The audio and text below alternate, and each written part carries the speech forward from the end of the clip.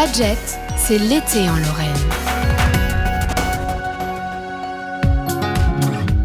Du 31 juillet au 8 août, la colline de Sion-Vaudémont vibrera au rythme des marteaux. Le festival L'écho du marteau revient pour une 6e édition avec cette année le sommeil comme fil conducteur. Louis, bonjour. Bonjour. Louis de l'association La Compagnie des Trimardeurs, qui porte ce rendez-vous, L'écho des marteaux. Ça a été lancé en 2021, c'est ça ? Ouais, alors on a eu une première édition en 2021 qui a beaucoup plu, donc on porte l'événement depuis 6 ans, donc ce sera la 6e édition cette année.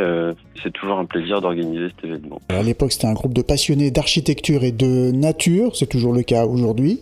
C'est toujours le cas aujourd'hui, l'équipe a un peu changé, mais les valeurs restent les mêmes en tout cas, et on tente de porter ça via notre regard d'architecte, de designer et autres, parce qu'on a beaucoup de profils différents dans l'association, mais toujours du côté culturel et dans le Saintois aussi particulièrement. Le temps fort, c'est bien sûr les 7 et 8 août, mais l'aventure de l'écho du marteau, ça démarre bien avant dans l'année, parce qu'il y a déjà une première étape qui a commencé le 10 février. Alors, est-ce que vous pouvez nous expliquer un peu le concept général de l'écho du marteau et qu'est-ce qui nous attend du 31 au 8 août? L'écho du marteau, c'est un festival de construction et d'expérimentation architecturale. Le processus, effectivement, il démarre beaucoup plus tôt qu'en août, donc on lance un appel à projet national.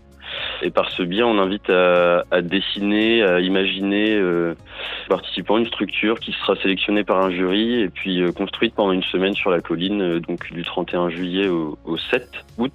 Notre objectif, c'est de donner une chance de construire à l'échelle 1 à des jeunes architectes, des jeunes designers qui n'en ont pas forcément l'occasion pendant leurs études, sans prérequis de savoir-faire bien sûr, et c'est aussi l'opportunité de donner vie à un dessin, puisque c'est ce qu'on aime aussi faire en architecture, de pouvoir apprécier l'espace qu'on dessine. Voilà, on peut déjà aller voir ce qui a été fait les années précédentes sur votre site, l'échodumarteau.com. Cette année, un thème retenu, le sommeil. Pourquoi ce thème particulièrement ?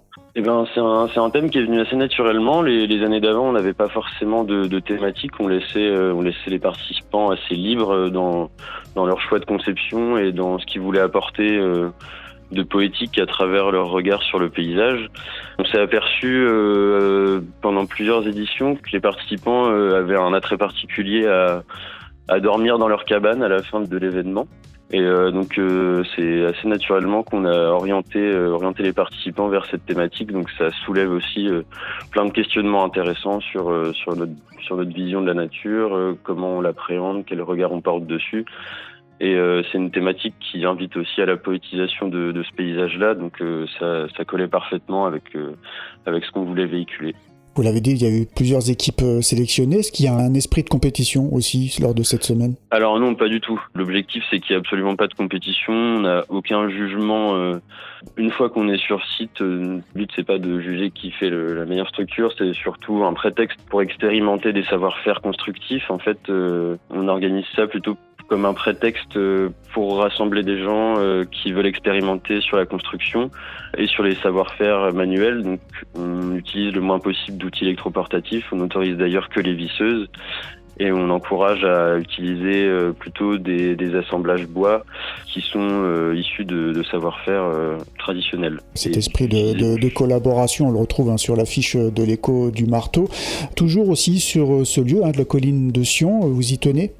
Bien sûr, parce qu'on a beaucoup d'ailleurs, tous nos partenaires nous soutiennent aussi, notamment la Cité des Paysages, la communauté de communes et la région qui nous prête le lieu de la ferme Vautrin, qui se prête très bien à notre exercice en fait, où ça nous permet d'avoir des ateliers, d'avoir un lieu de vie autour de ce festival, puisque en fait on arrive à 60-70 personnes pendant une semaine et on double la population de ce village, donc ça pose des questions. On est beaucoup soutenu sur ce territoire, donc effectivement on y est très attaché. Cet événement, l'écho du marteau, c'est sur une semaine bien sûr, mais le temps fort aussi, le temps public, c'est les 7 et 8 août, donc on va pouvoir découvrir le travail qui a été réalisé. Il va se passer aussi d'autres choses sur place, il y aura des concerts, il y aura de quoi se restaurer, il y aura des festivités. Qu'est-ce qui va se passer lors de ce week-end en plus ?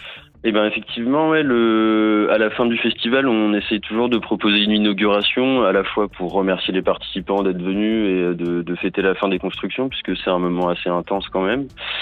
et d'inviter le public à découvrir notre travail. Donc on propose une sorte d'inauguration festive pour ça. Donc le vendredi 7, ce sera une petite guinguette avec des concerts, des balades, et le gros, ce sera plutôt le samedi où on vous accueille à partir de 14h à Vaudémont pour des promenades architecturales. Il y aura une fanfare que vous pourrez suivre sur les sentiers de la colline, par exemple. Il y aura des projections, des concerts sur plusieurs sites, dont dans l'église, sur la place du village, avec un bar et restauration sur place jusqu'à 1h du matin. Voilà, si on veut retrouver un peu tout le programme, comment on fait ? Eh ben, vous pouvez nous retrouver sur Instagram, l'Écho du Marteau, ou sur notre site internet, échodumarteau.com. Voilà, l'Écho du Marteau, 6e édition, portée par la compagnie des Trimardeurs. Il y a d'autres projets aussi en dehors de ce rendez-vous ? Pour l'instant, pas encore, mais il y aura peut-être des surprises qui vont arriver par la suite. Eh bien, on reste connecté. Merci beaucoup, Louis. Merci.